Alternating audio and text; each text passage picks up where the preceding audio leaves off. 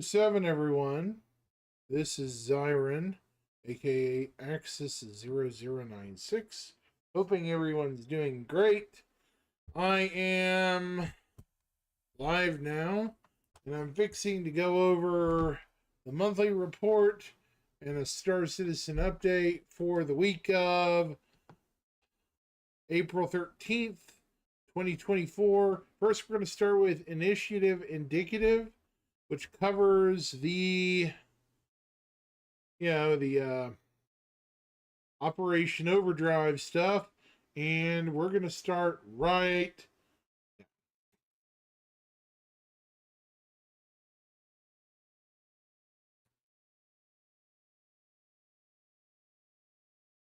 Initiative, the 5-part prelude to the return of a newly improved Xenothreat arriving in the upcoming Alpha 323. And so this week, we went to the folks who created it to discover their original intentions, to hear their reactions to how it's been going, and to get a look at what lies ahead for this and additional initiatives leading up to 4.0 and beyond.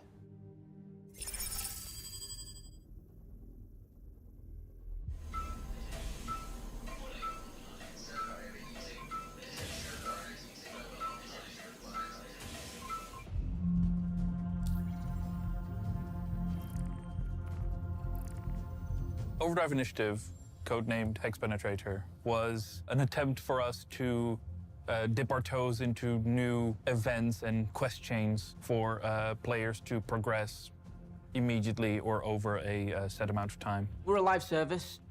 We need to do things that increase engagement and get players playing together. So the Overdrive was our way of experimenting with some stuff that's most common in other MMOs and trying to see if it's a good fit for us. It's a 5-phase mission that prepares the players for the Xenothreat event. And it's one of the first times that we've actually kind of done a longer storyline across multiple contracts rather than just, here's just one. So in this case, we try to release the new missions weekly, but depending on feedback and information data, we either shorten it a bit or take a bit longer. And the idea is that we run it for a phase. It's somewhat grindable content that gets harder with each new one that you do, and it's all towards some sort of greater narrative. It's more giving the players a deeper understand of the lore of the game and prepare them in advance to the Xenothreat at the end of a long time mission quest chain. So let's start with phase one. So phase one was a data heist where the player had to go down and recover some data off of server. Phase 1 was a real pain in the ass. I'll just put it that way. By yourself. We gave it a bit of a narrative spin where the CDF has detected a lot of their security bunkers going offline or being taken over by Xenothreat soldiers, and they're recruiting any willing and able body.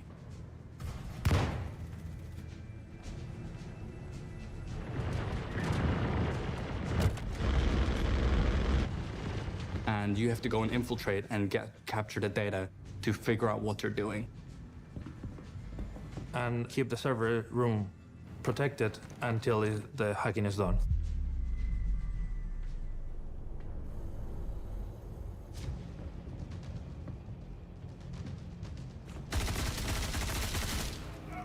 We balance this for all of the AI to be the tough part of it, along with the servers, so the further up through the mission chain you got less time to recover each server and turn the cooling off. Warning, security breach.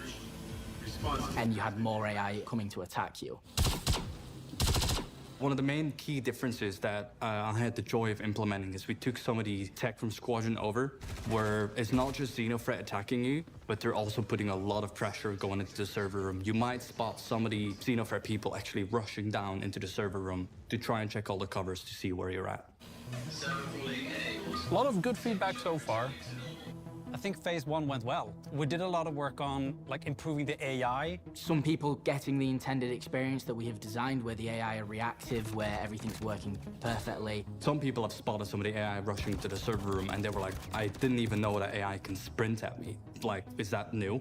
And other people who are, reporting the chip didn't insert or the AI aren't as reactive as we'd have liked. These are all things that we take down internally and we look to improve constantly to better the experience in live.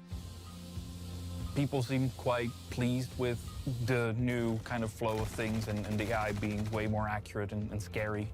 More John Wick, less couch potato. Depending on the number of players, it gets really tricky because there's a difficulty curve between the first time you try the mission till the last one. The first time is quite easy to get with 2-4 people, but since you get to the end, it gets really hard to achieve it. I've seen people coming with like 20 to 30 people just to raid that one bunker, which is, in my opinion, a bit of overkill, but it's really cool to see. So phase 2 is then a bounty recovery mission. Where you have to go and find some of these Xenothreat people. The civil force detect that there is a Xenothreat target that has a decryption key that will allow us to discover information about the Xenothreat movement. But it's encrypted, and the CDF has then located some high-value targets from Xenothreat, which are holding a decryption key. So you have to go out there, take them out, steal their encryption key. Target destroyed.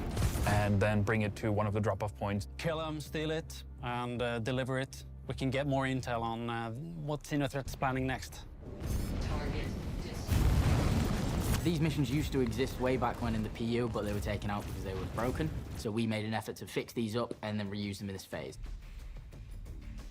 My main mission was to grab the bounty mission that we already have there and merge it with the delivery one, be sure like the decryption key was a spawner, and do that merge between both missions into one main mission style. Try the cargo terminal. The idea was these scale up and get more difficult as you go. But on release there was a bug which actually made some of them a little bit easier, as I have seen people and also had messages saying stuff like, hey, the Xenothreat Overdrive Initiative Phase 2's ace, and then 30 minutes later might have spoken a little bit prematurely and then a massive wall about something that might be bugged. So thanks for that, Army Esports guy. One of the more ridiculous things that I saw on phase 2 is the hover bikes, people using 3 dragonflies to take down the Hammerhead, which is just absolutely ridiculous. I don't know what to say to that. Well done. We'll look to make the AI respond to dragonflies and actually like kill you, because there's no way you should be able to kill a Hammerhead in that vehicle. Congratulations. Target is destroyed. I have contradictory feelings because it's like I put so much effort on this mission, and because of balance issue, you see these people taking the mission in a different way. But in the other side, it's fun to see the pro players that we have challenge themselves with our missions. Phase 3 is Xenothreat being a bit more brazen. They realize that their setup has not been working so well, so they're just doing all-out incursions. They're popping up randomly around Stanton with a massive combat fleet. The idea in normal MMOs is you turn up, you get entered into some sort of quest, and it's like, this thing's happening, engage with it, and if you leave the area, the quest is removed. The incursion is our first step into trying to do that with the current system we have. It's a challenging thing that you will need to get collaboration between the different players to be able to tackle down those ships. So the idea is you go to a location and there's lots of ships. And everyone, it's a server-wide event. So even if you've not done phase 1 or phase 2 of Overdrive, you can still do phase 3. It won't skip your progress, you still have to complete the previous phases. But the idea of it's kind of this is happening right now in world for everybody. Everybody needs to get here and help us destroy all of these ships. What's interesting to me there is that when we played it, it was quite difficult, and we needed to cooperate and stay coordinated to take down like the big amount of ships that needs to be killed.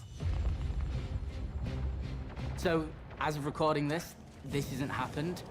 What I expect to happen is that some lovely players will turn up in a bunch of dragonflies and just make it all look like. So, thanks in advance.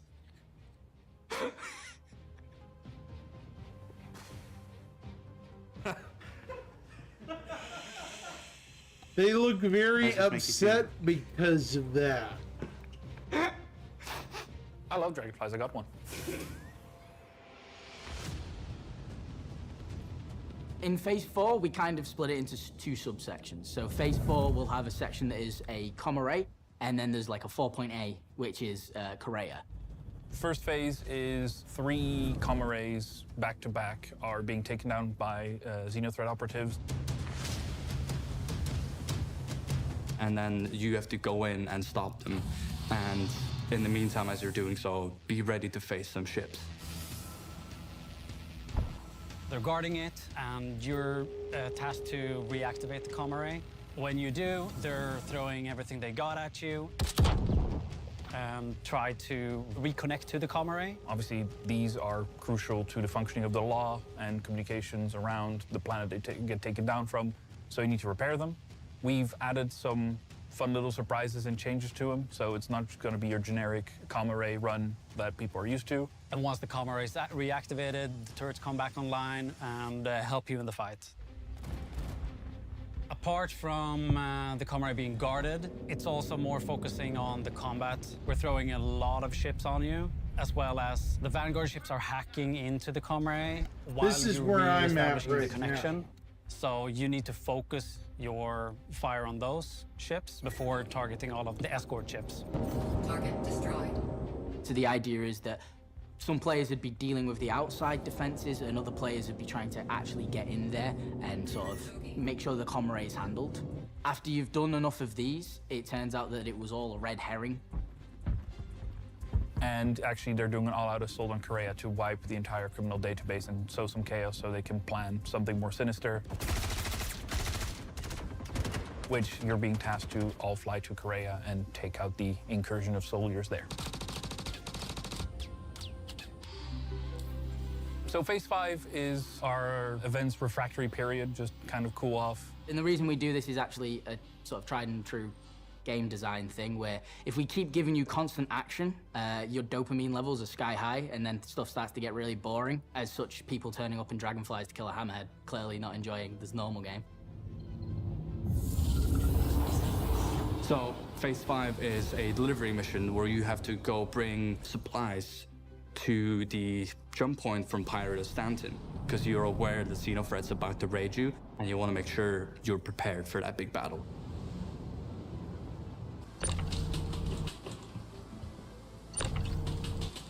So what we do is we have little respites where the action peaks down, and then we'll peak it back up. And because Phase 6 is the whole Xenothreat event, which is a huge battle, and it's going to be hopefully very difficult, we have a little bit of a respite. Not too much. When you do Phase 5 and you have to do these sort of delivery missions, there will be AI there to try and stop you. But it won't be as big as a battle as the previous phases that you would have seen. Here's how you go around shooting people. The jump point itself isn't a whole lot different from any other station, aside from that it looks way cooler because, you know, we're building up. Welcome to Pyro soon. People will get to Pyro soon. Landing complete. But it's also just a very, very, very far way for you to go. Because you're always supplying to Pyro, you don't know where you're picking your supplies from, so it can either be a very quick jump or it can be a very short jump. And now for Phase 6, Xenothreat, which you've all played, but we've made changes to it. We have updated the size of some of the boxes, so they're a bit more difficult to handle. You have to be more aware. Some of them will require a dedicated tractor beam. There's a new commodity that will help you out inside Phase 2 of Xenothreat, which is the protect and resupply of the Javelin. And then the Showdown has had a whole rework based on some feedback and some cool thoughts we had from the Capture the Idris event that we did.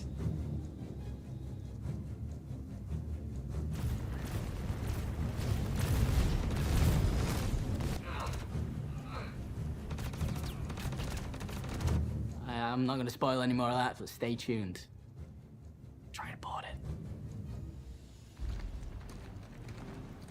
So the Overdrive is our first sort of foray into quest missions in an MMO.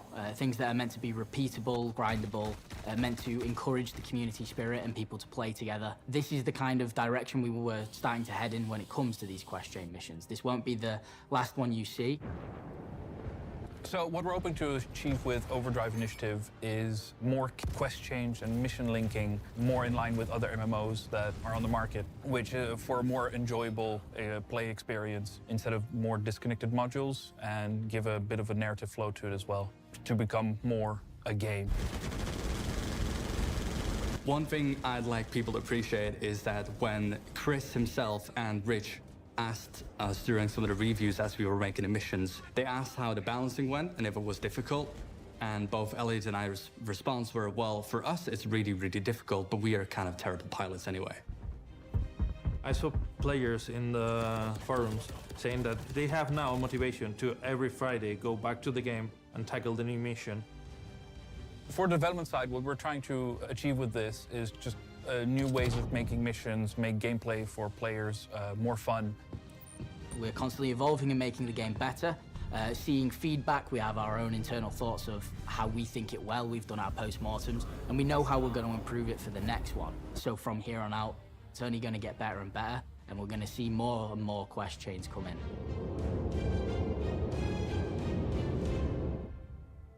So what did we learn this week? Well, we learned that the Overdrive Initiative has been a fun new addition to the Persistent universe that touches an entire host of gameplay features for Star Citizen. That if there's one thing you can always count on, it's that the Star Citizens themselves are going to find emergent solutions to the challenges at hand. And that while this may be just the first gated mission chain for the Persistent universe, it definitely won't be the last, as it sets the stage for a proper welcome to Pyro during our journey to 4.0 this summer. And if you haven't played the Overdrive Initiative yet, there's still time to play all 5 phases starting tomorrow and running until the release of Alpha 3.23. For Inside Star Citizen, I'm Jared Huckabee. Thanks for letting us share the process of game development with you, and we'll see you all here next week.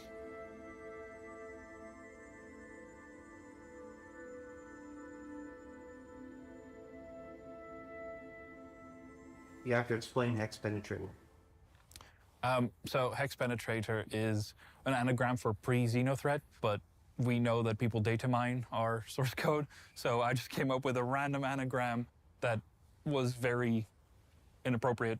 I didn't think it was gonna last, and then unfortunately, once it was there, people all started referring in documentations like, oh, so the Hex Penetrator mission's this, and like this and that, and I was like, well, I can't change it now. It's going to confuse everybody. So my lasting legacy in this company is a mission called Hex Penetrator.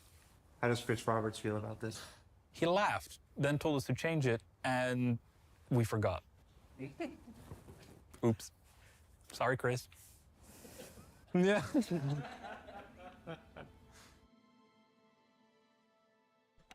I bet he knows now, folks.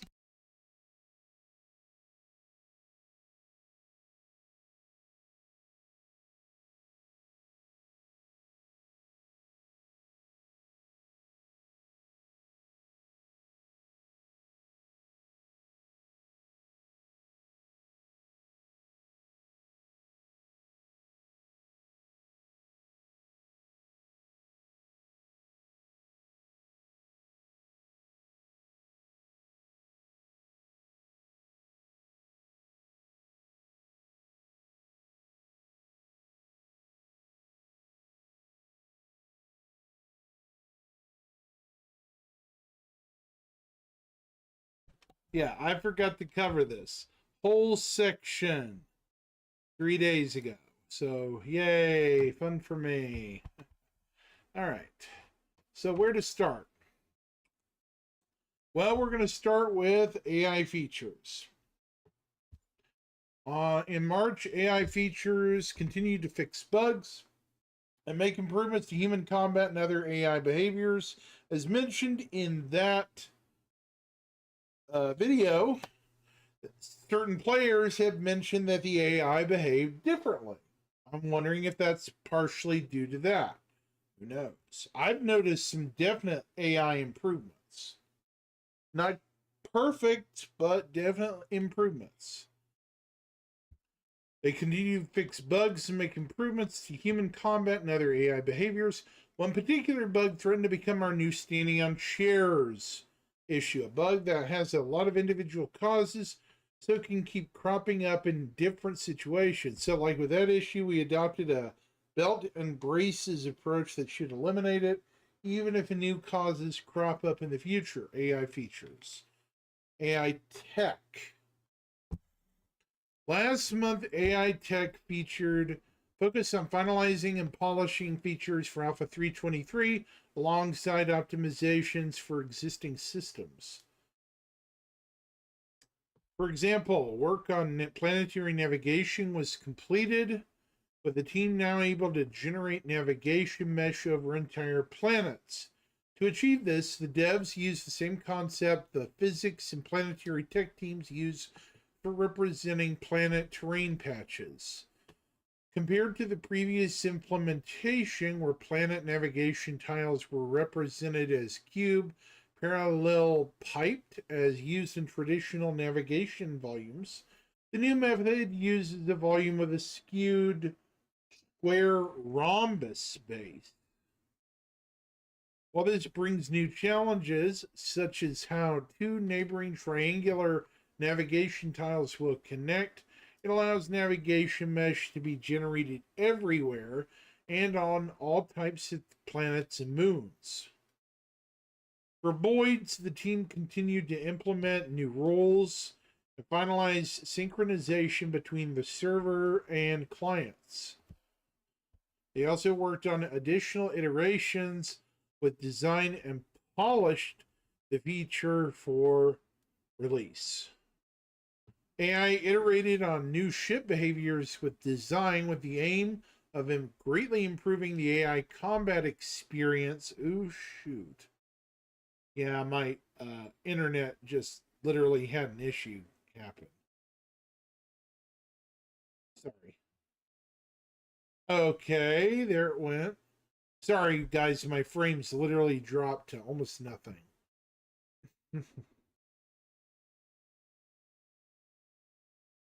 Substantial improvements were made to the aiming system for ships and turrets and to perception, thanks to the addition of support for missile detection. God, I can tell you that. Elsewhere, improvements were made to the navigation link system to reduce the computation costs over a frame by better utilizing the new navigation anchors concept. Subsumption loading logic improvements were also submitted that more clearly show possible problems with the data so designers can fix them sooner. Okay. On the AI tools side, the team continued to improve and iterate on Apollo. This includes implementing a new version of the sticky header tree that shows a better representation of files, folders with behaviors and missions. Animation. The animation team has been working on the Space Cow, a medium-sized bird, a predator wolf-like creature, as well as several new vehicle entrance animations. Okay, so the Space Cow is the Quasi-Grazer. We've yet to see it. It'll probably be in a later update. The bird is the Marok, and the wolf-like creature is the Copian. They are already in the PTU, so I can actually talk about them. I have not encountered them yet, but they are currently on ePTU and PTU. I can't show pictures, but I can talk about them, so that's a big difference. Art. Characters. In March, the character art team completed a range of branded racing flight suits and continued working on outfits for the Headhunters gang. The character concept art team began exploring specialist armors and worked on handoff sheets. Art ships. March saw progress on the RSI Zeus. Greybox was completed and all functionality has been validated. With the ship currently in the beauty of currently in the beauty, what is it called? Beauty and polish phase. Habitation and central hallways made significant progress and are approaching completion, while the cargo hold continues to progress with the loading ramp's main piston structure improving rapidly, as well as ramp interior and exterior. The landing gear is nearly complete, and the overall exterior continues to progress as well. The Anvil Legionnaire is white box complete, with team currently waiting on gameplay validation and for artists to free up before they send it to full development. The team's work on the resource network began with 10 ships nearing completion, some of which received the updated list of ship items. Following gameplay validation, relay locations will be polished. Update work on a legacy ship also continued, with updates to the dash, cockpit, and some exterior housings. Now, this, I think, is the center seat for the Zeus models. So, we'll see. Community. The community team kicked off March supporting the Overdrive Initiative and Stella Fortuna, the latter with a banner design contest challenging participants to craft logos for in-game or fictional competitive racing or combat teams. Check out the incredible entries on the Combat Hub. This is a funny reference to an old meme. The team also spent time helping prepare the RSI Launcher 2.0 for live release, alongside a myriad of other support tasks to prepare for 3.22, 4.0, and beyond. The latest roadmap roundup, more details were shared with the upcoming 3.23, while Alpha 322's Test Universe champions recognize outstanding players who dedicated their time and effort to the current patch's testing phases. The team also supported various community events. We started March with a lot of energy thanks to the recent Manchester Bar Citizen. Excuse me a minute.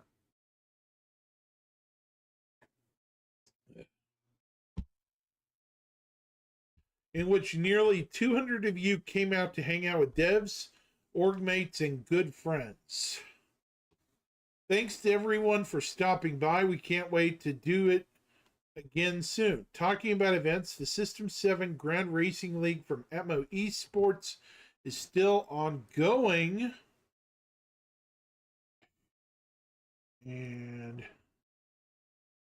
watching all these elite racers zoom by us live gave us the biggest goosebumps. We also enjoyed the Crux Cup from LNC Racing, in which our teams took part once more and tried to race our way to the top scores. Community team. The community team continued detailing the weekly schedules with This Week in Star Citizen, a series of comm links that inform the community about Star Citizen's development and initiatives while highlighting creations from around the community. This month, the team added a new weekly chapter featuring 4 top creations from the Community Hub. If you're not involved in that, I would suggest you do. It can be a lot of fun.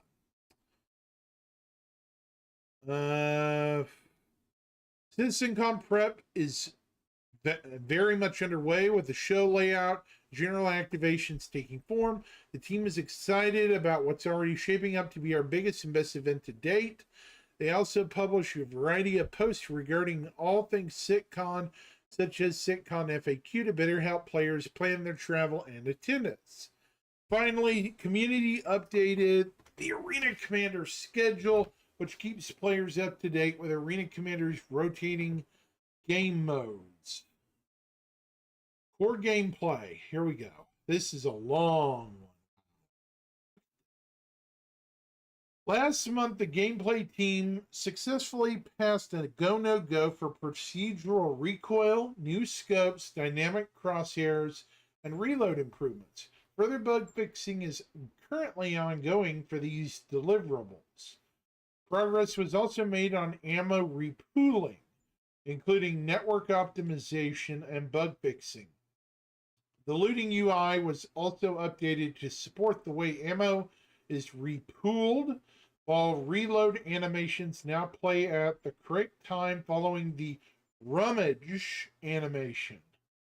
Work continued on pre-production for base building. So they've already begun pre-production for base building. That's important to remember, folks. With gameplay features working closely with art and design to refine requirements and define metrics. I would expect an ISC either before or after CitizenCon about base building. The team then added different colored loot screens depending on whether the player is looting an enemy, friendly, or neutral entity. They also added a button to go from the inventory to the loot screen. Sorry. And a pop-up button when an item swap can't be performed. They also allowed for separate loot screen styles between the visor and lens. Regarding the lens, visor, and lens, the conversion of one of on-screen chat to building blocks was completed. Man, I hope that follows with some moderation, because there are some people that get awfully nasty in global chat. The team then converted more markers to the new system, including navigation, ships, players, party members, missions, and landing pads. For EVA, the devs unblocked animation content to support weapon customization and handle two-handed carry to work for the new EVA system. They also provided support for backward and sideways moving animation content. EVA thrusters now relate correctly to the layer of equipment players are wearing, meaning VFX will come from the thruster nozzles on armor pieces or backpacks instead of the undersuit. Okay. Improvements were made on how shop items are highlighted when players look at them. With the positioning of AR cards was updated to account for mannequins and vehicles based on design's feedback. The team completed buy and rent interactions for physical shopping too. For master modes, improvements to aiming and targeting for the gunnery system were completed. And ESP saw further improvements, including smoother responses to player input. Throughout March, development continued on the resource network. As part of this, electromagnetic emissions are now based on power consumption, and infrared emissions are based on coolant and heat generation. It's a lot of mumbo jumbo. The team also improved various debug tools, fixed bugs, and supported the ongoing testing of an experimental Arena Commander mode. A temporary solution for whole ship penetration was added until Maelstrom is ready to support physical ship armor. So they're about to do that. The system is subject to change as development and testing progresses, but currently all projectiles can deplete armor health. However, only ballistic weapons can penetrate the hull and damage internal components. Okay. That's interesting. For life support, the team optimized dynamic room atmosphere and made it network compatible. Various improvements and refactors were also made to the room system. The various debug tools were greatly improved to allow the team to test the system before the player-facing UI is complete. For transit, the team's primary focus in March was supporting cargo elevators and instance hangars. But alongside general refactoring, this required adding hangar destination exporting, communication between the transit and instant managers for available hangars. The ability to dynamically add destinations to transit carriages, requests for the creation of hangars, and support for capturing peripherals and dynamically added hangars. That's a big mouthful. Whew. Once completed, the team planned on planning and architecting a refactor of the whole transit system to prepare it for the future. For radar and scanning, the team updated radar zone queries to use new query time splice tech to improve performances. Additionally, work began on signature categories. This is good, which allow the team to apply different signature detection based on emissions. These can be used to independently detect components on a ship with higher emissions. For example, thrusters compared to offline shield generators. Support was also provided for the item port editor with a refactor of default item loadouts, including defining them directly in the item port parameters within the item port container in data core. Additionally, the team supported the restoration of several core analytics and reporting of additional key information to better understand player activity across the game. Man, how long is this? Long. Hold on just a second. Catch my breath for a second. Okay. Keep reading. For Arena Commander, focus was on closing out deliverables for Alpha 323. Most notably custom lobbies and the initial selection of custom settings. Gameplay features then continue to improve the multi-crew experiences by adding access selection. Now, rather than having multi-crew enabled or disabled, players can choose to enable features for friends or squad members only. Love it. Engineering refactored the team balancing system, removing layers of complexity that they had experimented with for 321 and 322. The new system has a simple balancing logic that prioritizes keeping squads together, with an exception in the case of extreme imbalance. A short delay has been added before balancing to allow for more players to connect. The team also improved loadout definitions, allowing them to create and edit slots for different ammo types, including consumables and utility ammo. They are also creating a variant of the salvage and repair multi-tool with filled canisters for use in the engineering experiment mode. This work also allows players to use their PU characters in Arena Commander.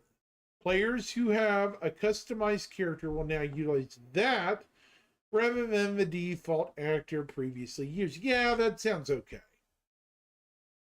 For design, the team focused on supporting the engineering experimental mode. Oops. My phone was going crazy. Modes and a selection of new maps and modes. They also continued to work on the front-end UI UX pass, which looks to establish a style for Arena Commander going forward. Finally, the devs supported a new system for Gun Rush, allowing them to have multiple weapon lists that can be toggled on and off throughout a patch cycle. This provides more variety and the ability to test new weapon sets without waiting for a new patch. March saw progress on reputation-based hostility, with the team fixing several issues with the new reputation system. Changes were also made to the trespass behavior. Now, all factions will defend a trespass zone if it's owned by them, and factions with the appropriate settings will be able to defend allied trespass zones. For the Mobiglass, work continued on the redesigned contract manager. Last month's work included adding a button to read-unread mission info, and a toggle to switch between legal and illegal missions. The devs also completed payment validation for beacons and fixed several bugs, including making the contract timer reduce in inconsistent increments. The team then made journal the journal compatible with the new mobiGlas and updated the home screen, including visuals for recent notifications, active missions, and the player's current jurisdiction and crime stat level. Support was added for the legacy Comlink and BMS Flash apps, and visual updates were made to the wallet and asset apps.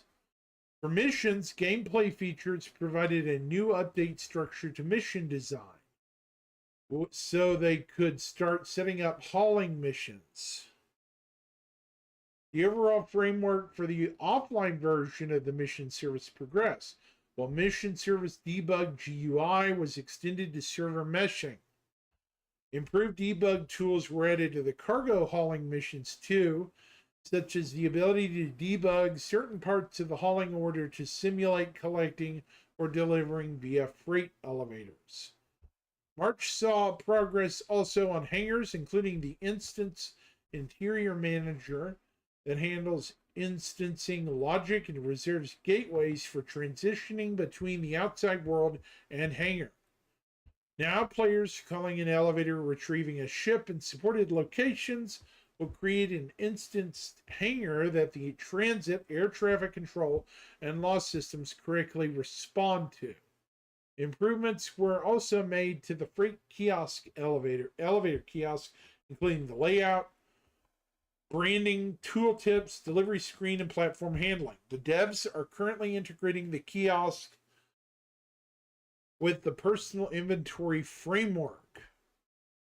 The item bank is now functional and correctly uses the storage locker and updated delivery selection logic. And improvements were made to the warehouse system to support missions too. For the commodity kiosk, updates were made to the design along with the packing behavior and auto-loading display. Support was given to lighting and VFX content teams towards ship loading platforms too. Economy. How much more of this is there? Not much.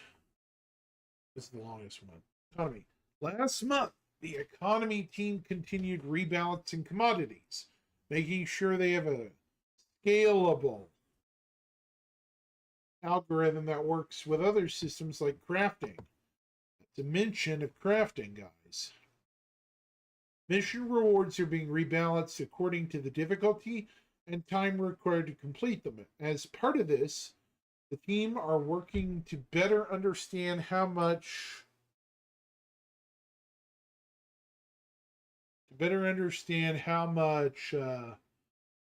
effort and time is required to perform specific activities in-game. In-game pricing is currently underway for new harvestables and Hangar Flare 2. Economy is also currently involved in the design of reputation and org progression, and is starting to balance the time and cost of auto-loading freight elevators. They also provided support for cargo missions. I think they needed to proofread that sentence right there. Finally, a comprehensive list of all intended resource sources, transformers, and sinks were created to help ensure the economy is stable for the long haul. Graphics, VFX, and Planet Tech.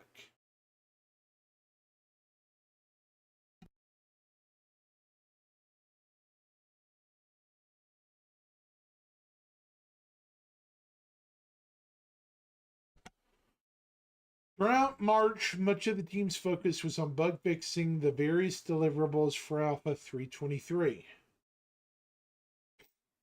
Performance scaling options were added to the water simulation to ensure it could scale to all hardware.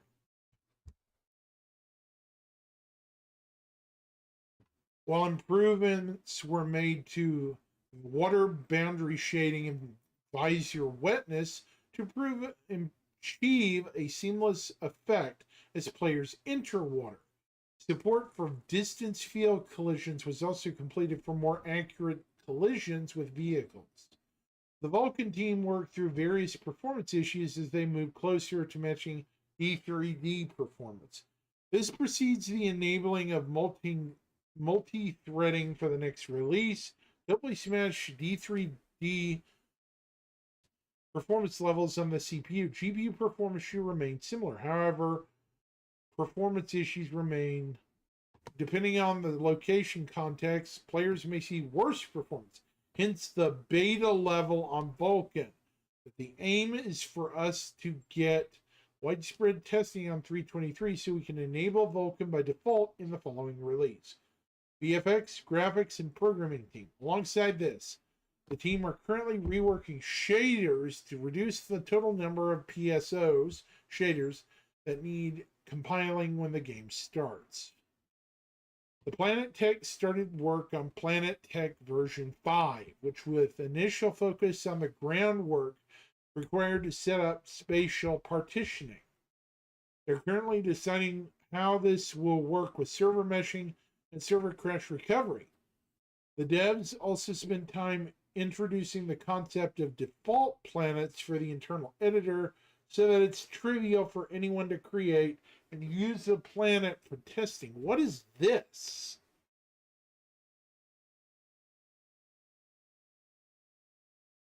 On the VFX programming side, in addition to water improvements, the team continued to multi-work support for the fire simulation.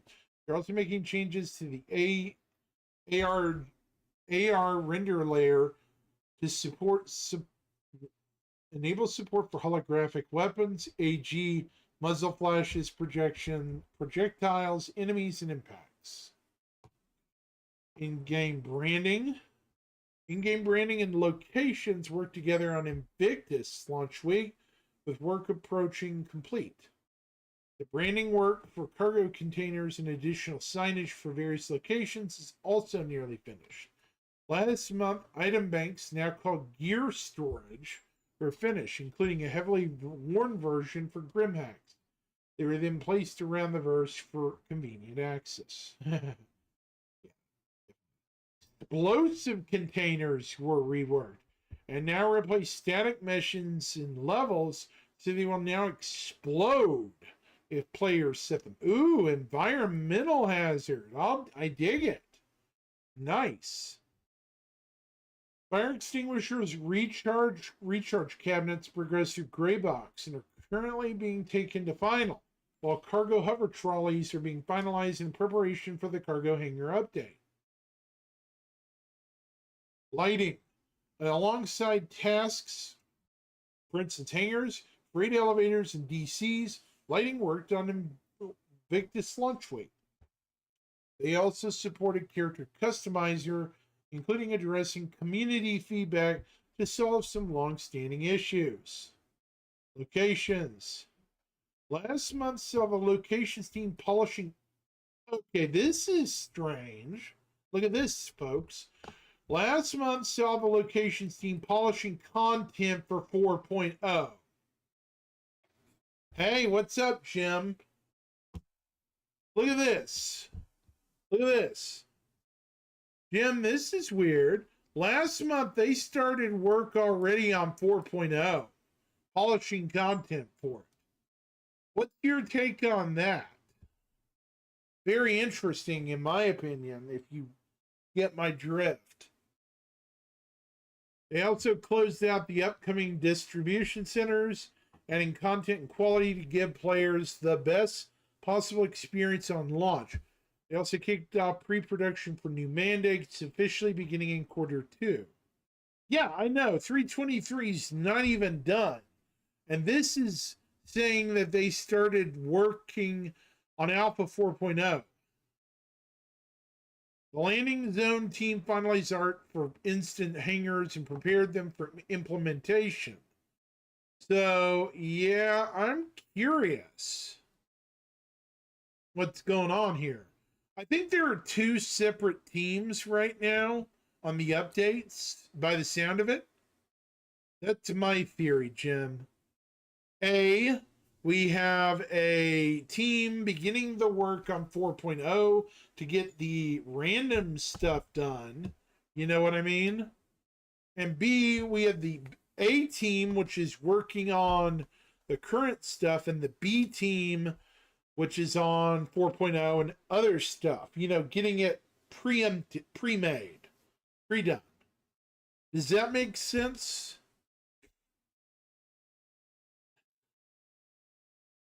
That's all I can think of.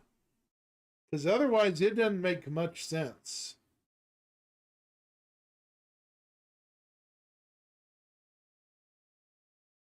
Hold on just a second.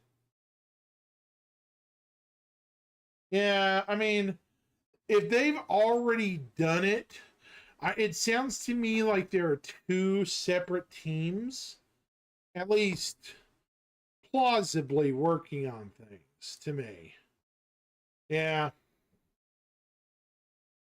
At least to me. At least that's what I'm hoping is going on because, yeah.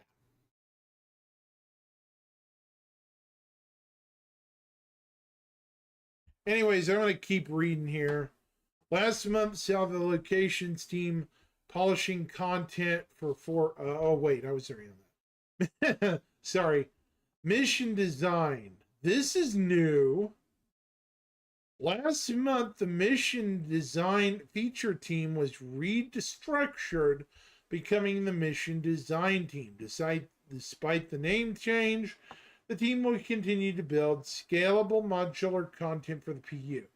Following all the 4.0 missions, or the overdrive missions, the team is revisiting the standard data heist missions. Currently, these missions are locked to a single player who can there share the missions with their friends, which causes a bottleneck for the missions and player locations. In response, the team are trialing a change that will allow a singular version of the mission to be accepted by 4 players. I don't like that. Who will play together as contractors. This is an effort to free up missions and locations and create a similar effect to Operation Overdrive, where players usually play solo as part of a team. Why do this? I don't know how I feel about that, Jim. Work progressed on the upcoming cargo hauling missions, with players being tasked with hauling track goods from one location to another as requested by a shipping company, with consistent payouts of roughly 20% of the cargo value.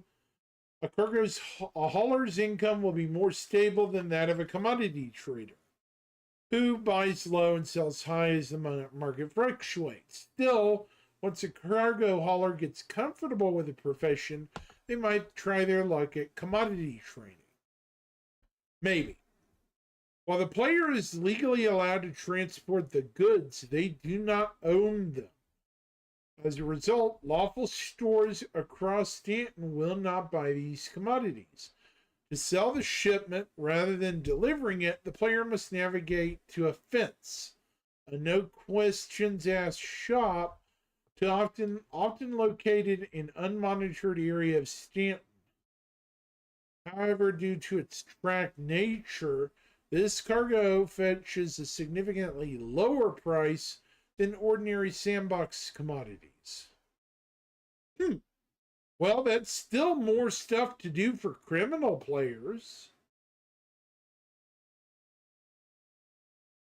With the upcoming addition of wildlife to the PU, Mission Design began working on related content, building 3 mission variants. Kill X amount. This extermination population control mission tests players with killing a predetermined amount of animals on a planet. Players must locate the animals themselves. Clear location. This will be a specific location that requires having its animal population dealt with and kill and collect. This one is one of the first resource type collection missions where players must locate animals and collect their resources. Following a recent hire, some older mission modules were refactored, such as the Destroy Illegal Satellite mission received a small facelift. Following further testing of Blockade Runner, a small change was made to ensure the event stays fun and engaging for all players. Work on Xenothreat global events continued alongside freight elevators. Yeah, it's looking like they're beginning to seriously develop now. Narrative. Last month, Narratives continued to work closely with design.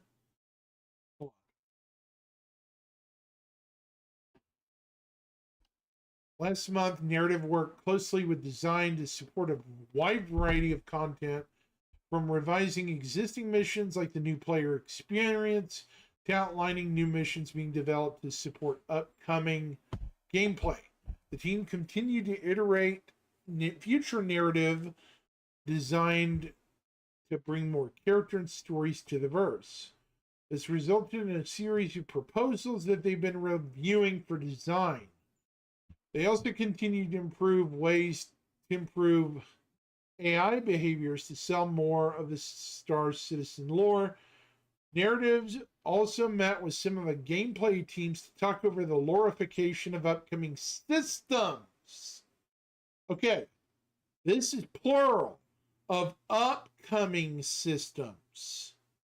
This is not one, but two or more. Another group of posts went to the website, including a Whitley's guide for the 890. The narrative team also tackled a handful of questions from forums in a new edition of Lore Makers alongside another batch of Galactopedia articles. Online tech. They've worked on refactor of the social services backend. This goes toward porting the services to gRPC, as well as making updates to server meshing. The teams are currently working to replace EATAC anti-cheat false positives in preparation for enabling sanction enforcement. Lastly, online featured off long-term persistence work with the character customizer, enabling players to save their characters between patches. Nice. R&D worked on the temporal renderer. Tracking movement of objects through clouds was improved so that history can be rejected or kept as correctly as possible. A novel method was developed because typical disocclusion, I guess is the word. Algorithms only work for opaque scenes, but the team wants objects that fly through transparent clouds be partly occluded by clouds and fog, etc. The generation and blending of soft depth of clouds and atmosphere was improved. This depth information is crucial to properly handling history rejection when moving through clouds. The team also supported the Gen 12 Vulcan endeavor by analyzing the current list of pipeline status objects, PSOs, used to render the game and suggested several ways to reduce it. The suggestions are being worked on by the renderer team and will result in shortened shader pre-catch phase the first time players start the game. Pre-catching is done to avoid shader activation related hitches during gameplay.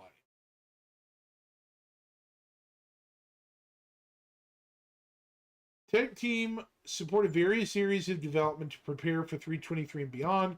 This included the item banks, with the team making a new rundown variant, setting up state machines and animations, and iterating on the main screen and player interaction points and flow. Hangars were supported alongside Shipflight, including iteration on new AI behaviors to make them more responsible to players' actions. Master modes received polish too. Support was given to QA for visual scripting automation, and nodes were added for getting and setting player stats.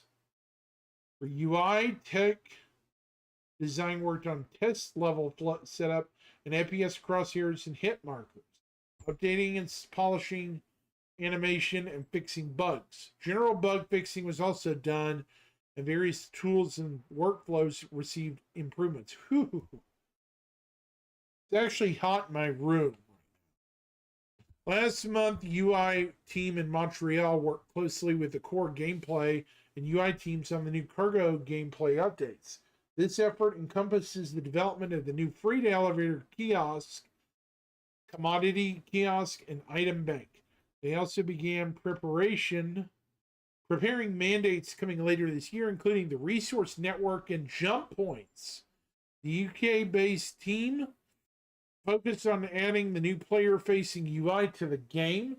The new versions of the Mobiglass was made fully functional in time to get player feedback, with visual polish still ongoing.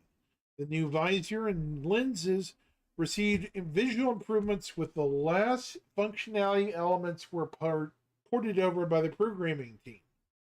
UI also continued to polish the new shopping UI and character customizer ready for release. VFX. The VFX team finished their work on DSs and freight elevators. They also completed tasks for several upcoming vehicles.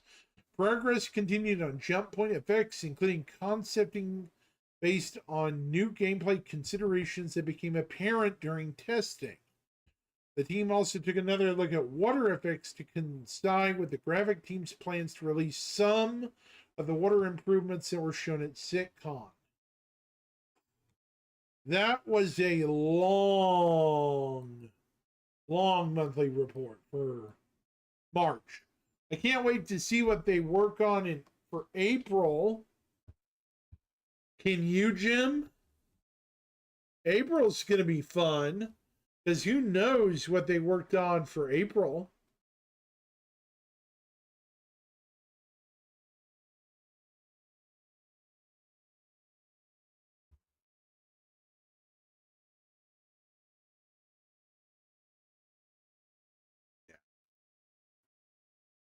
I'm just saying it's suspicious. Hey, Jim, I want your opinion on something.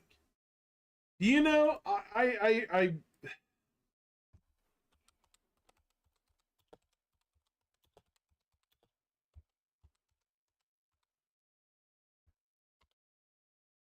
have you ever read this bogus Alchemies?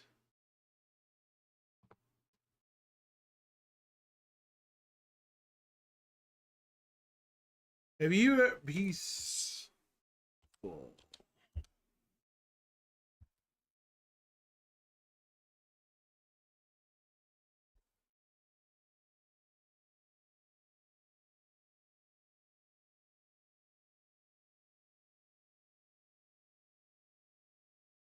Sorry, hold on.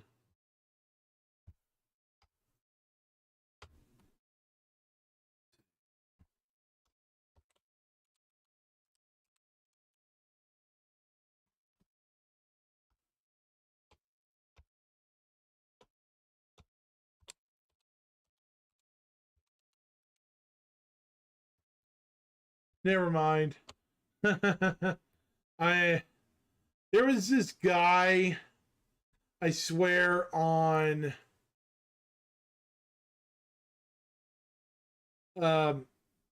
Spectrum, I just wanted to laugh at so very hard because it was sad and funny. Normally, I don't criticize fellow Star Citizen players.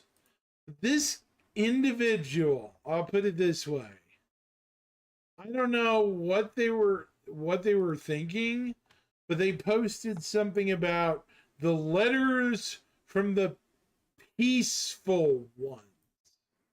I'm thinking in my head, who wrote this? Right? Maybe you saw that letter. Like last year or something. It was like, who the heck wrote this travesty?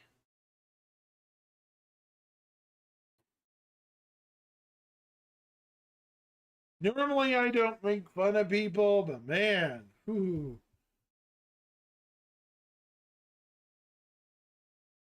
I wanted to so badly, this guy, because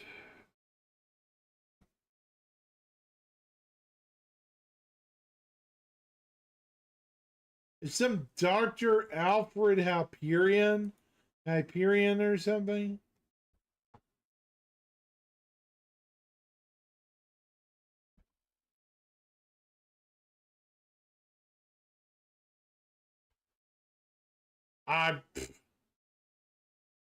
I don't know what to think. It's one of those things where you're like,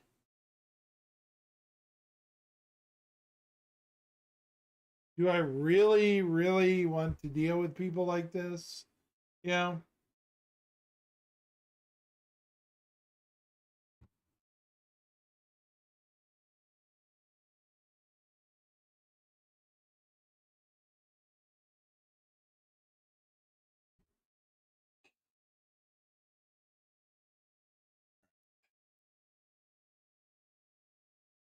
Again, I don't normally make fun of people, but this guy, he earned my ire that day. Seriously, he earned my ire. I was like, yar, this guy be testing my grits.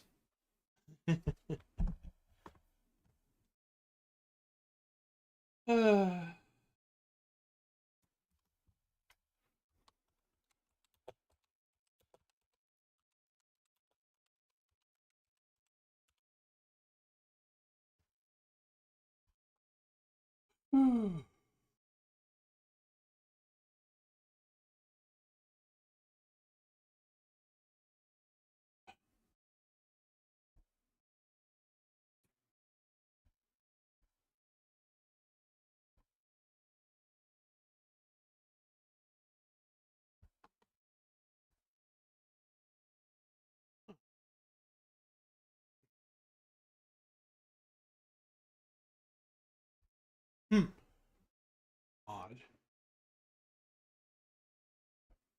But okay.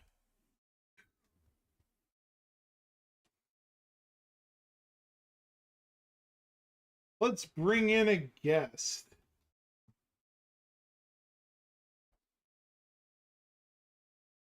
Yo, yo, yo.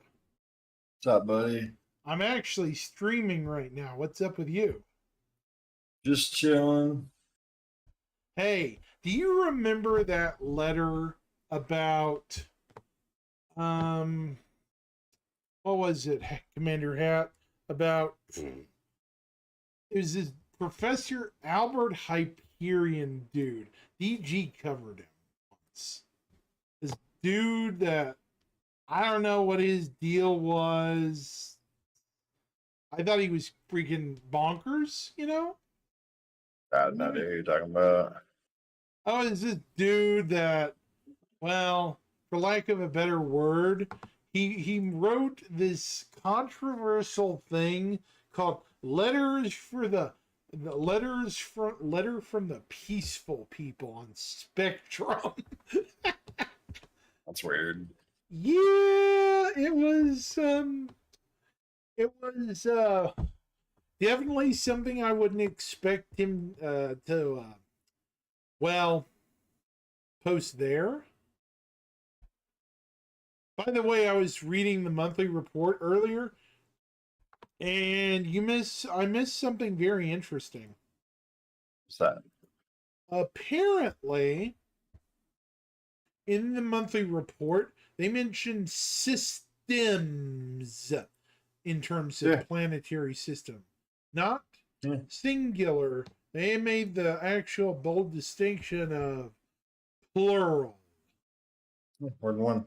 Yeah, I'm thinking our predictions for more than one solar system this year are probably valid. It's mentioned, let me see here. It was either in VFX or something. Thought we were getting 3. Yeah, Jim said something. Jim's on tonight too, so say hi to Jim. Hi, 3 system. Jim says he says hi, Jim. Systems. Where did it say to system? Oh, there it is. Narrative. And normally when narrative is working on something, it's already done. You know, because why would you be working with stuff if it wasn't done already? Right. That doesn't make any sense. Yeah, isn't that a good question, Jim? Because normally when you work on something, you would expect there to be something, you know, to post your description to. Yeah. It don't make any sense. The thing oh, and Jim, they're extending phase 5 because of all the bugs. The bugs, that's good. Yeah, and other issues. Why would they need to extend it? It's fucking long enough. Well, no. Well, because people are having issues, they're extending the cutoff. The cutoff. Yeah, I know. Isn't it like 14 days? Yes. Yeah. A lot of people have been having a lot of issues with it, though. At least we weren't the only ones. Yeah. And it takes so fucking long for it to spawn. If it even spawns. It does take a long time.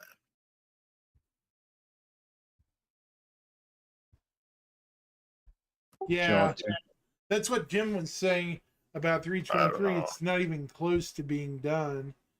Yeah. 3's close. No, it's pretty close. I mean, it's pretty close, Jim, but it's not. I will say, though, it's really rough right now. But then again, it's first phase PTU, you know. It's going to be rough the first, week or two when they release it? It always is. And it's... Sorry. Star System kept me locked open. It's always rough the first week, especially when they change all the controls and how to fucking do things. Right. Yeah. Like the flight controls are different. The fucking like if you have your landing gear down, you can't be like cooking along at like fucking Mach ass. Yeah. The wind with the normal like drag will slow you down. Yeah, it's unfortunate. Oh. 3 systems. I still don't think Terra is anywhere near the immediate systems we're getting. It's too complicated. I don't think Terra is too complicated. The most complicated system in the game is Stanton. Well, yeah, It's true. It's one of the biggest ones. Well, you have to Stanton's not that understand big. when Stanton came Compared to a lot out. of the other ones. I thought Magnus was like fucking massive. Magnus is only about 5 AUs across, I think. That's tiny. Yeah. One of them's just fucking massive, and it's not Stanton. Ellis. You're thinking Ellis. There's a no. It's got like an N or an M name. It's not Nyx either. Nick shrunk. It went down to like how small? It went down to, I believe, 11.2 AUs. Still big, but bigger than. Just look on the interactive map for the game. It's like fucking forced planets in Terra, and they're all like owned by the UEE. So there's no massive diverging fucking like themes. The one thing I noticed on the Pyro's bigger than it looks. I mean, you think 9.8 is small. Current ships have difficulty getting across. Well, considering an AU is the Earth's distance to the sun in our solar system, 9 is pretty big. Yeah, 9's fairly big.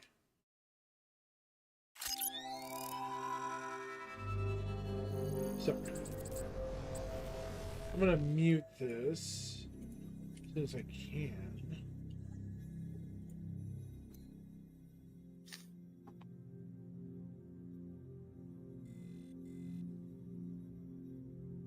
Do they not update the star map in on RSI's website? I'm double checking.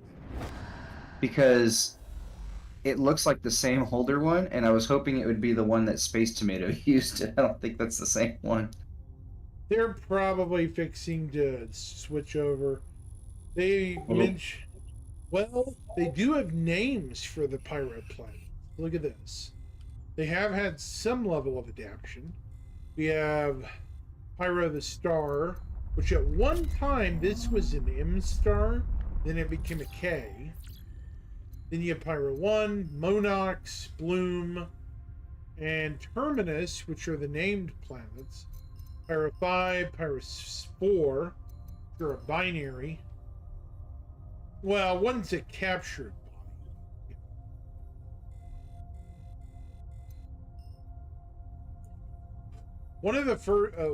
Okay. If we want to include Pyro in the current scheme of things, yeah, okay. Any system we're going to get, anything, I fully believe it's going to be somewhere in this region of space. It's either going to be Pyro, it's going to be connected off the Pyro hub, probably. Stanton is an outlier.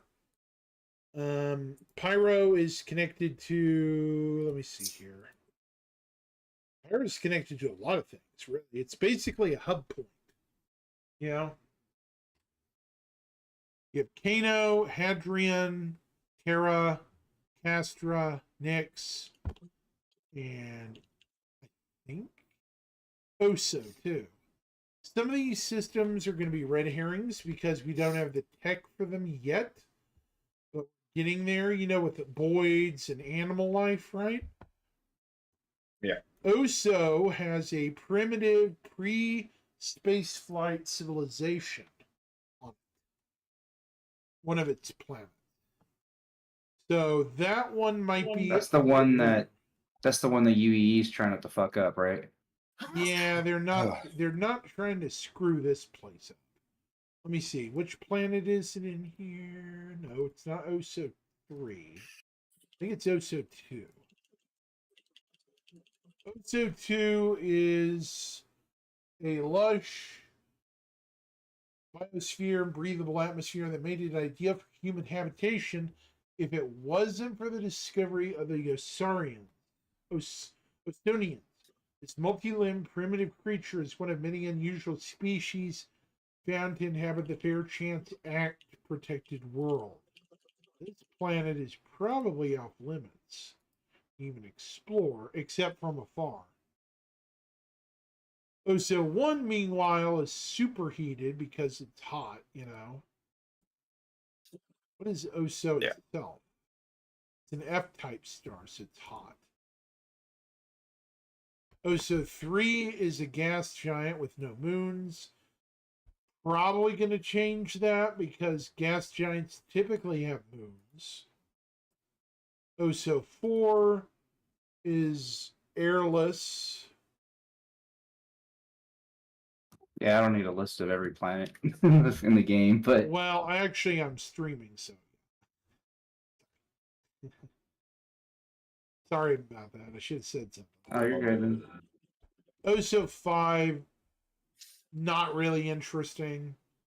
This system actually seems to be pretty big. It has 6 planets, looks like. Maybe?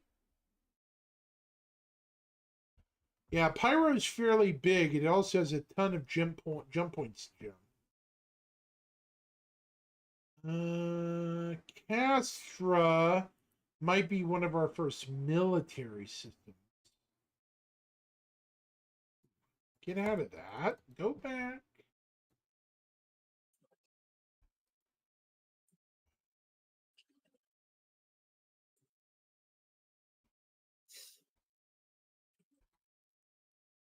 Did they shrink Castra?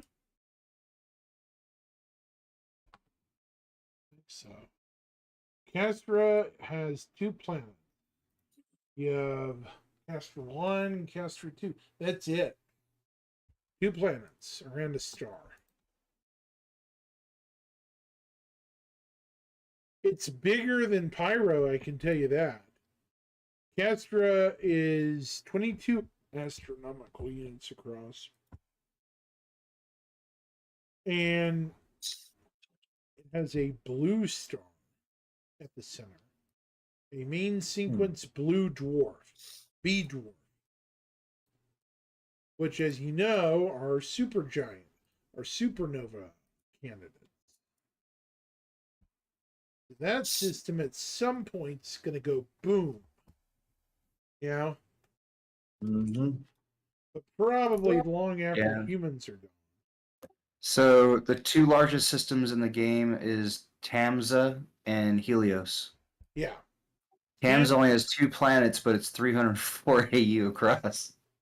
Yeah. Tams is big. And then Helios has 4 planets and is 237 AU across. Tamza is connected to Banshee, which is a system around a, what do you call it? A neutron star. And it's kind of ironic that the remnants are close together.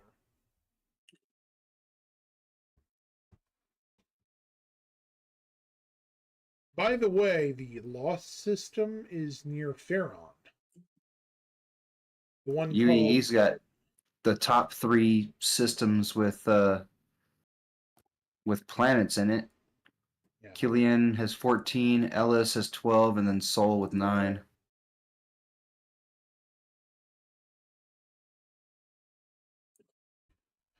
And Sol is 51 AU across. That might not be AU. That might be like millions of kilometers in the game. It's an astronomical unit, isn't AU? What's that? Astronomical unit. That's what it stands for. No. I said I don't think, because it doesn't state what the distance is on this wiki that I'm looking at. They added the Croshaw jump point in the wrong spot. Stanton, or the solar system. They did put the Croshaw jump point in. No, it is AU. Sorry. So I don't know what they were aiming to do with that, but yeah.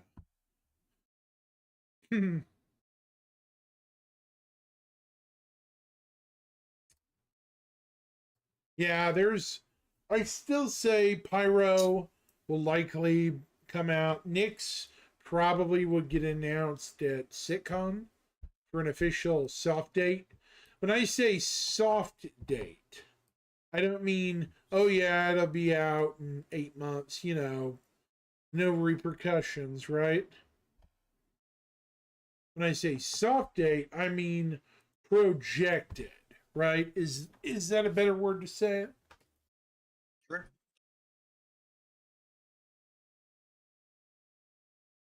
Because we're getting to the point where they have completed systems. So.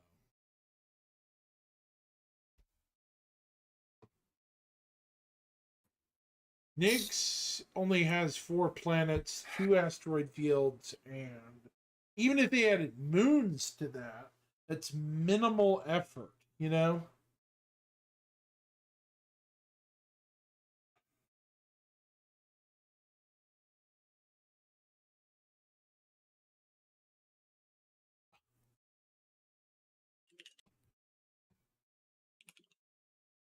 Either way,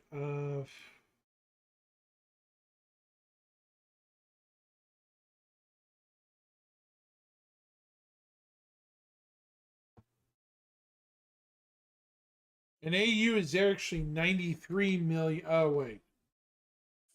100 million is, hold on. Gotta remember, well, let me see. How big an AU is actually? He's asking, is an AU 50 million kilometers? How big is AU?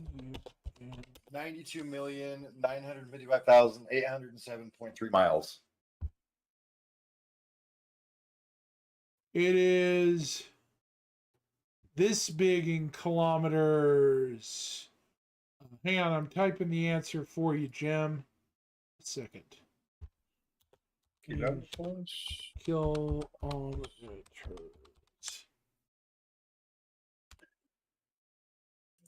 There. And 93 roughly in miles, right? It's just short of 93.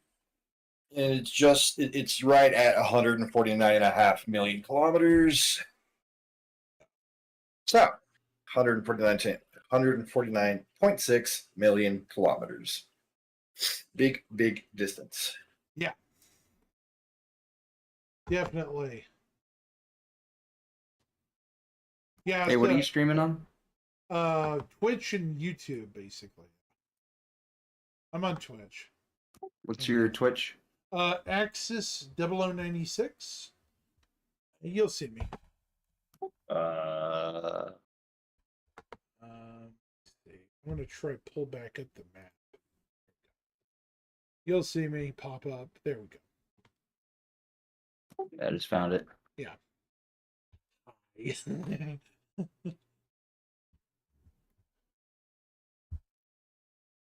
uh,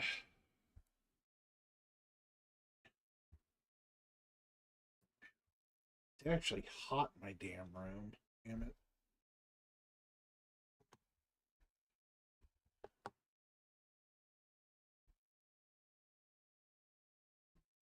Thanks, Kronos. I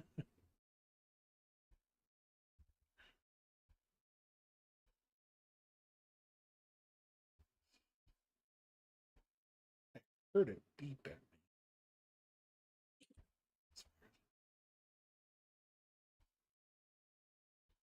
Let me see. Yeah.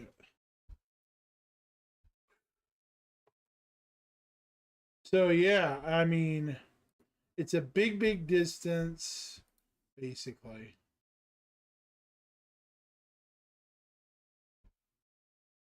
There are bigger systems, that's for sure. It's hot tonight, man.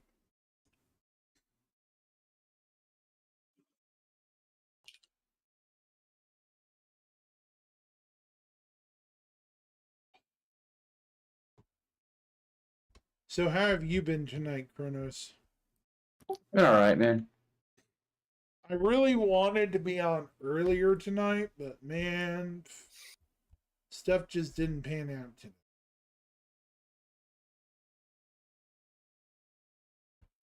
I get it. Yeah, it's not. Yeah, the other day I had a really long stream of like 4 or 5 hours. Nice. Yeah, it was for Planet Crafter, but still a fun game despite what people think, you know?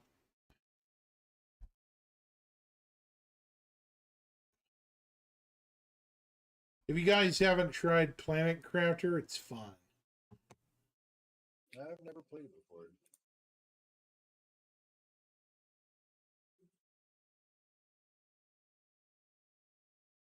Yeah, I'm probably going to get on to it tomorrow, Jim. I need to get phase 4 done completely, you know, and then 5. They've extended it, so I think that means I'm in luck, you know? So, yeah. I'm definitely going to need some help because knowing my dang luck, I'm going to end up, you know, having issues.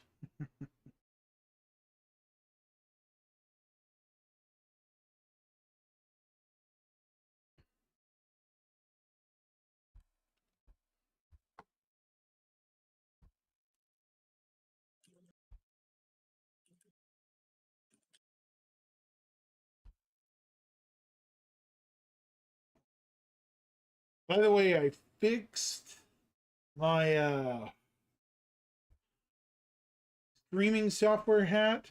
I got the minute-wise counter going again. Cool. I don't know what was going on last time. It wasn't working. That was weird. Yeah. Things are strange. What's that? You okay? Yeah, getting up for a second. No problems.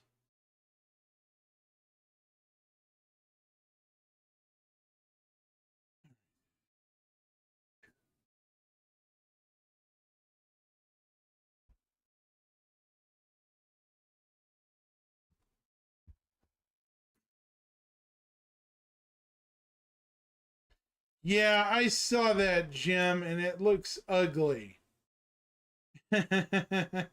I saw that. They need to dial that back really bad. I mean, ooh, the glint. Yeah, buddy, I'm fine. I just stood up. I've been sitting for a long time. Jim mentioned the glint video of the new glint crap. I'm like, Yeah. damn, bros. I don't usually do FPS shit. And I'm like, wow, that just looks awful. I mean, that's called really too much of a bad thing, of a good thing there. What, sniper glint? Nah, it's fine. This thing is like a freaking spot beam. All they'd have to do is Is tone it? it down a little bit. I mean, it wouldn't be so bad if they toned it down just a little bit, maybe. I just hope they only apply it to like the actual big scopes. Because if you're fucking running around with a 4x in PvP and it's blowing that shit out everywhere, it's gonna be so obnoxious. The 4x is not a long range scope. There's no glint at night, Jim says. Is there no Well, that's glint? good. Oh, thank There's you. always I would glint assume at night, so. though. Is there Well, no... maybe less. Well, actually,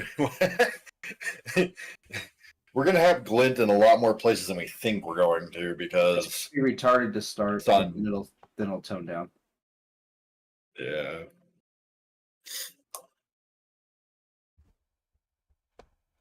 Oh, there's no glint at night, but there is in the game. Oh, yeah, that needs to be Oh, okay. Nah, I'm fine with it. done. Yeah, that needs. You wanna know why I'm fine with it? Because I don't use snipers at long range, so fuck everybody else that does. Oh, come on. That's an advantage they don't get to have on me.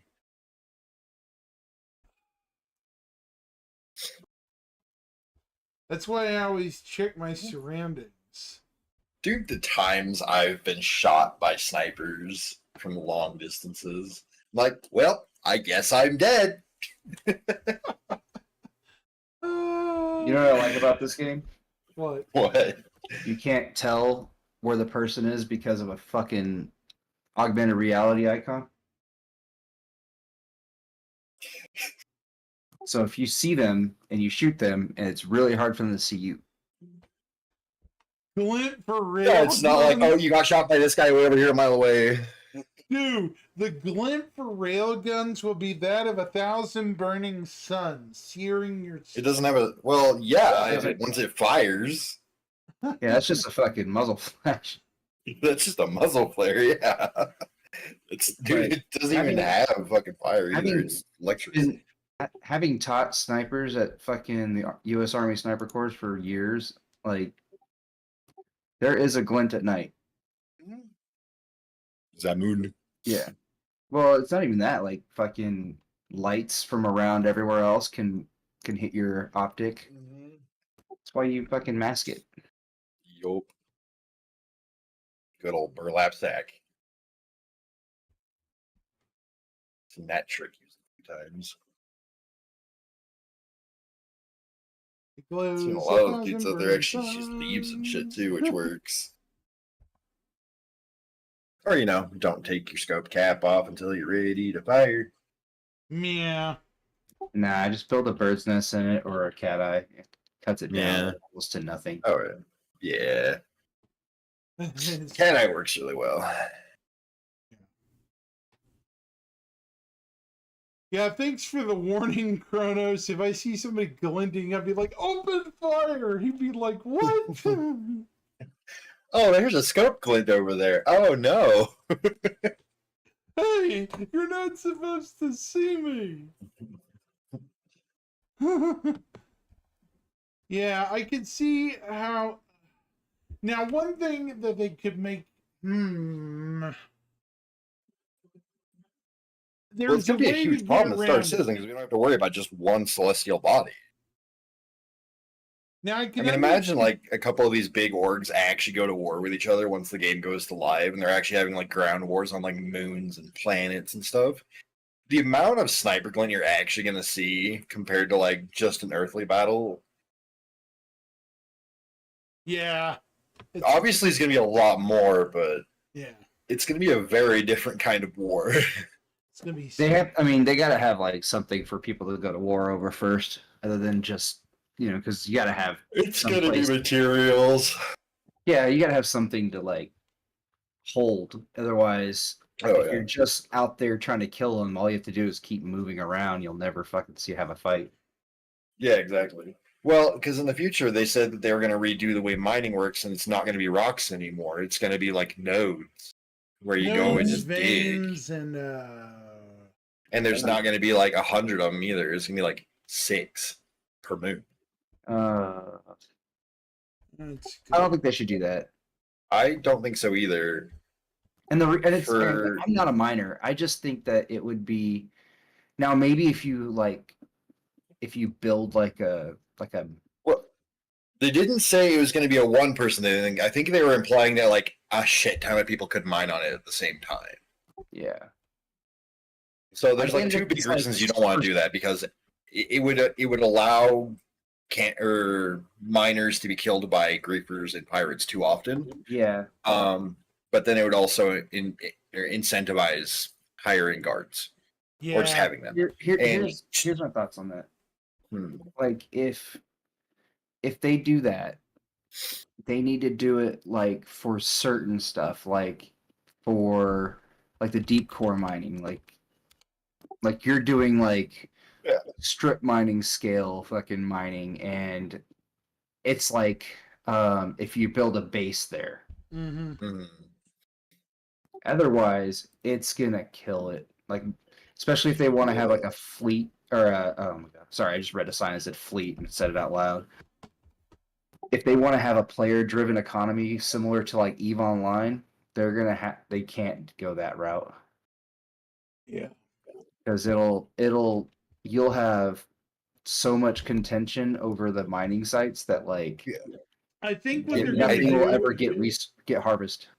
Personally, I think the end goal should be rocks and big nodes, because that would allow for less competition while still giving a constant amount of ore from multiple locations on the celestial body. That'll kill the kill Orions and stuff like that very Orion quickly. and Arrestra, yeah. What I Like think we're gonna do. all of the starships, all the starship mining will just die because it'll be worthless. Well, I think the Orion and the Arastra, I don't know about the Arastra per se, but I do know for the Orion, it is going to be belt mining only. Yeah. More than If they keep the belt mining, because that's, remember, the belt mining rocks, the ones in space, are a lot bigger than the ones you find on ground. Yeah. So I don't think those should go away. I don't think any of them should go away. No. I don't know how to handle it in the way that they said they were going to make it actually work. That's the thing about like real life space. Shit. Yeah. I just pulled all this cargo. Is that you have, there's an infinite. I mean, there's always a finite number, but it's basically an infinite number of resources in the solar system. It would take hundreds of thousands of years of heavy mining to fucking strip us out. So what I think they might be able to do to make, if they do rocks and nodes surface side, is what they could do is leave the Arastra and the Orion alone, or storage wise, but they could bring down the Mole and the Prospector a bit, and then artificially bump up the price of ores so that if it does become an issue of there's too much competition at certain nodes, then they just lower the values of their holds, increase the value, then they're retaining the same amount of value gained, but they're cycling out a lot faster. I don't think that's a good solution, but it's a solution. Yeah. Another solution, and this can be controversial, is because the Orion and Arastra are primarily designed for asteroid mining altogether. The other two are more for surface, a combination of surface and space. Mole and Prospector, in my opinion, having quite a shit ton of hours doing mining in this game, those are definitely planet-side only. The Mole can They're definitely not. They. do I wouldn't. No, space. don't do space. Don't do space in the mole. It's a bad idea. You're not going to make any money. Why is that? Oh, there's a lot of reasons. So they'd have to make some pretty drastic changes, and they already may have made some already. But the biggest issue we had with the mole and the Prospector in space is, for one, their UCs are massive, right? They just don't have quite the power to do it efficiently enough to bring value to the amount of it, to bring enough value to quantify spending that much fuel and time breaking one rock. That makes sense. That, and the other issue I have with space mining, in which why I don't do it at all in any ship ever, is because last time I did it, which was when I stopped, you broke a rock in space, the parts you would scoop go everywhere. Yeah. Yeah. It's not worth it. Hun, we need to go to bed like right fucking now. Okay. Grandma just called me. She'll be here at 8. The movers will be here at 10 tomorrow. Yeah. I'll be there in a bit. No, just like I don't think space mining is worth it right now, and it might not be ever until we have the bigger ships. Sorry, folks. Ignore what you just heard. Private conversation. Sorry. Yeah, Oh. the Prospector and the Mole just don't have the range to make it worth it to do that. Actually, I don't The think Arash- Chet heard anything. I was in the middle of a commercial. That's funny. It's so damn funny. But sorry, continue. Honestly, the Arastra, I think they're good. That's why they haven't. I want to say that's why they're going to redo a lot of the asteroid sizes soon, so that the Orion and Hold on, real Arastra- quick. Is the Arastra large or medium? I would say large. Very large. Thank God. That makes it Carrick sized, which means, yeah, it should be fine. Yeah, I mean, it's Oh, got that thing's like gonna be so cool. I think it has a hanger on it. I know it's got a vehicle bay. It does. So Yeah. it has a hangar of its own. Yeah. It's gonna be really cool. Anywho, I will say for now, though, that if I ever get a Polaris, I will take the crime stat. Odyssey pilots are kill on sight for me. Odyssey pilots, you said? I hate the Odyssey. oh, come on. After CIG shafted the Carrick so hard, they released the Odyssey, a non-military craft that can carry a saber. I don't think it can carry a saber. Just looking at it, I think the art made it look like that. If it can, Odyssey pilots are kill on sight, and I'm getting a Polaris just to do it. Wow. Okay. I'm not happy. I am not happy. I will take that crime stat happily. I think they'll. I think they'll. I think the Carrick will shine in its own way, especially with like drones and stuff like that. The Carrick, it makes no sense by any measure ever to say it can only really fit a Pisces. Yeah. It's military. Yeah, but it's designed as like a. I mean, it is designed as a long range, exploration ship, but it's Right. it's a military reconnaissance ship. It doesn't necessarily mean it needs a bigger, hangar. Right, but I you think those turrets are going to defend it? No, I think the Oh, God, no. modularity needs to kick in a little bit better though, and like we need to find out what is going to be the modules that it's going to use. Dude, if I was in control of CIG, I would spend big boy money on finding ways to let players finagle all sorts of modules into different ships. I want, 4 Retaliator torpedo bays in a Caterpillar. Why not? I think that'd be cool. Just broadside the shit out of people. Oh yeah. Yeah, why not? I gotta. Let me just build a size 12 torpedo rack in a Caterpillar. Okay, chat. I'm One gonna send you to Zillatrix, Don't forget you need to take part in PC. and I will wish everyone there a good night. Have a great one. I think it'd be really cool though if you could like finagle and build yourself a size 9 torpedo rack /